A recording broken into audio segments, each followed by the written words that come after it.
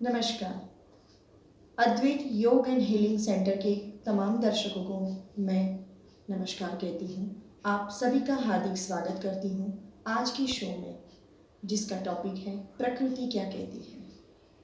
मैं हूँ मित्तल सावंत, योगाचार्य, नेचुरोपैथिस्ट, आयुर्वेदा काउंसलर। दर्शक मित्रों, प्रकृति क्या कहती है वो समझने से पहले हमें अभी का समय समझना पड़ेगा। अभी का समय यानी कोरोना वायरस, जो अभी समग्र सृष्टि, पूरा जगत इस महामारी से ग्रस्त है, उसे पहले हमें समझना पड़ेगा।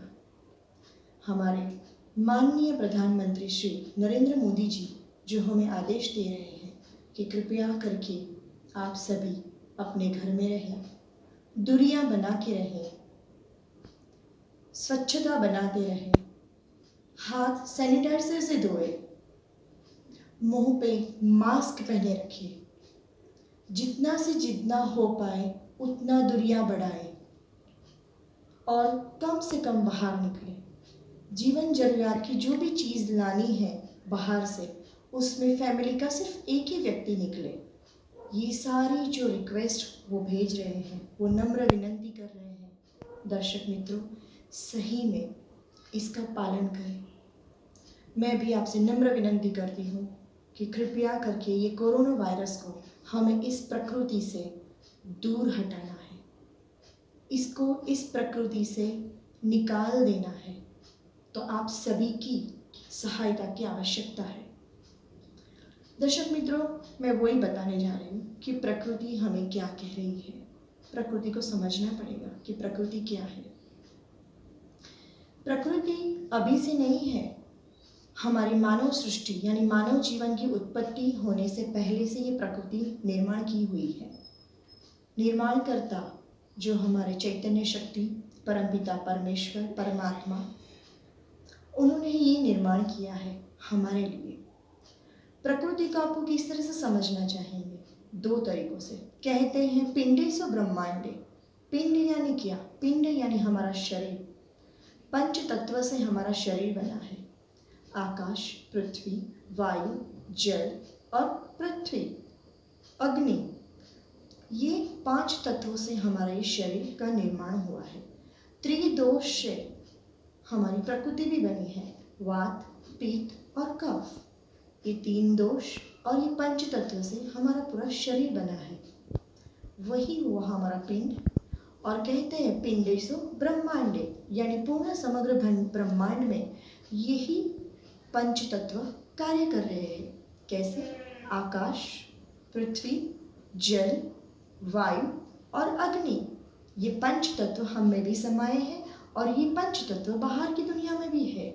तो इसी को हम प्रकृति भी कह सकते हैं। प्रकृति को और तरीके समझ में जाए तो प्रकृति जब हम जन्म लेते हैं और मृत्यु तक, प्रकृति हमें हर एक समय में हमें साथ देती है। जैसे हम बचपन से जन्म लेते हैं और बड़े होते हैं, तब हमारा पालन पोषण के लिए जो हमें दवाइयाँ, औषधियाँ, जड़ी बूटियाँ, खुराक, आहार विहार, सब में हमें वो प्रकृति हमारे शरीर का विकास करने में हमें मदद करती है।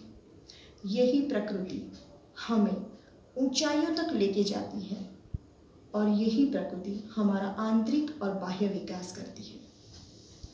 प्रकृति हमारे संकल्पों को सुनती है। प्रकृति हमारे विचारों को ग्रहण करती है।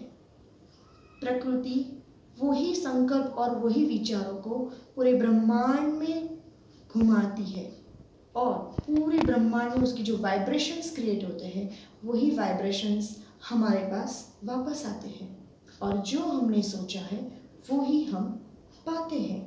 यानी हम कह सकते हैं कि हम भी एक क्रिएटर बन सकते हैं हमारी सोच के। कहते हैं जैसा सोचोगे वैसा बनोगे। बस प्रकृति यही है कि आपका आंतरिक विकास भी कराती है, बाह्य विकास भी कराती है। ये है प्रकृति। पर कहने जाए तो दर्शक मित्रों, प्रकृति बहुत कुछ कहती है। आज के बहुत ही बिजी शेड्यूल में जो हम प्रकृति को नहीं समझ रहे हैं, तो उसमें प्रकृति से हम दूर हट रहे हैं और शायद इसी के कारण हम प्रकृति में विलीन नहीं हो पा रहे हैं। हम बहुत परेशान हो रहे हैं। किस तरह से? रोगग्रस्त होकर। क्यों सारी जनता, क्यों सारे मनुष्य जीव रोगग्रस्त हो रहे हैं, रोग के नज़दीक जा रहे हैं? क्योंकि हम प्रकृति से जुड़े हुए नहीं हैं। यदि हमारे पंच तत्व यानी हमारे शरीर के जो दोष और पंच तत्व जो बैलेंस में रहने चाहिए, यदि नहीं रहेंगे तो हमारा जो संतुलन है या हमारा तालमेल जो है प्रकृति से, वो जुड़ा नहीं रहेगा। हम कोसों दूर हो जाएंगे प्रकृति से। प्रकृति हमें समझाती है कि आप मुझे समझो, सुनो, मुझे अनुभव करो और उस हिसाब से चलो।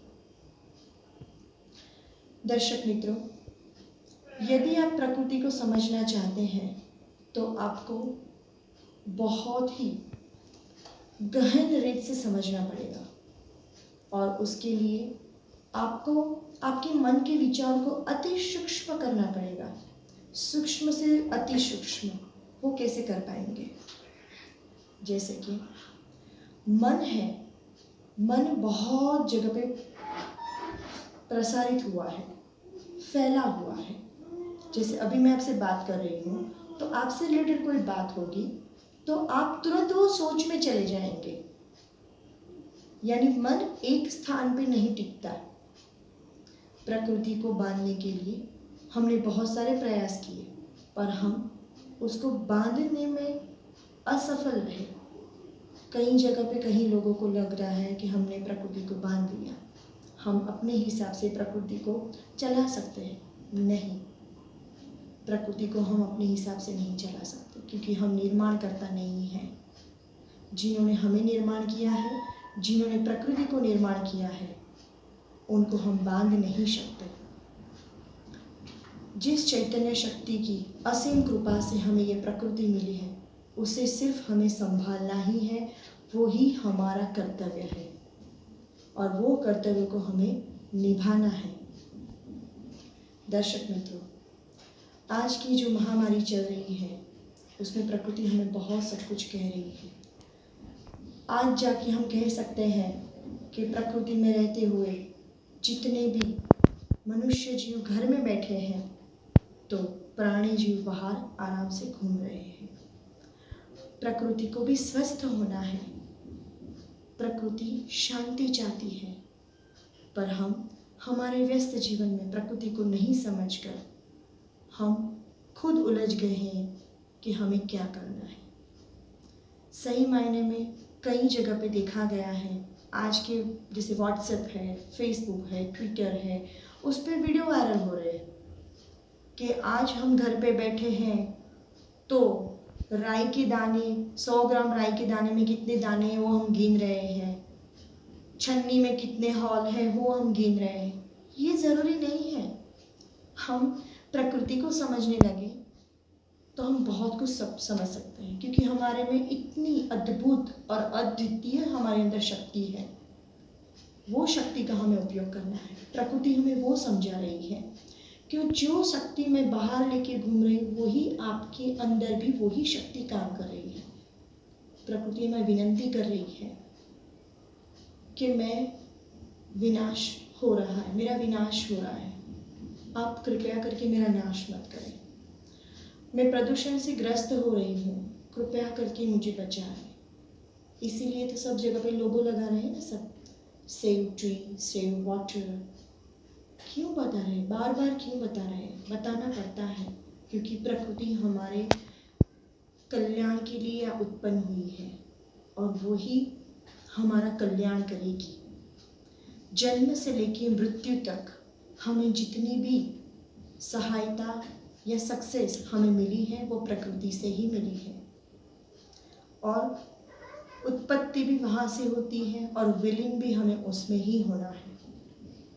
और तरीके से देखने जाए तो प्रकृति एक माँ का स्वरूप है। जैसे छोटे बच्चे को माँ जन्म देते ही उसकी इतनी संभाल करती है, उसी तरह प्रकृति भी जब हम इस पृथ्वी पे आते हैं तो वो भी हमें बहुत अच्छी तरह से संभाल लेती है।